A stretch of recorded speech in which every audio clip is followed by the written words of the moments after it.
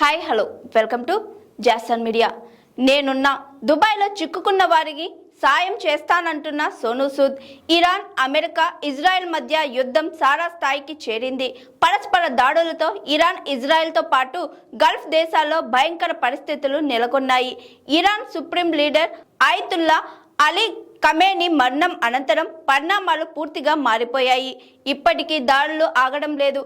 Iran, America, Israel మధ్య యుద్ధం జరుగుతుండగా దుబాయ్లో ఉన్న ప్రజలు భయం గుప్పెట్లో బతుకుతున్నారు. ఇప్పటికే చాలా మంది దుబాయ్లో ఇరుక్కుపోయారు. పలువురు సినీ సెలబ్రిటీలతో పాటు సామాన్యులు కూడా దుబాయ్లో చిక్కుకున్నారు. ఇప్పటికే పలువురు సినీ సెలబ్రిటీలు దుబాయ్లో చిక్కుకున్నామని, దయచేసి తమను రక్షించాలని ప్రధాని మోదీకి విజ్ఞప్తి కూడా చేశారు. దుబాయ్లో ఉన్న వారికి సాయం చేస్తానని నటుడు సోనూ సూద్ ముందుకొచ్చారు.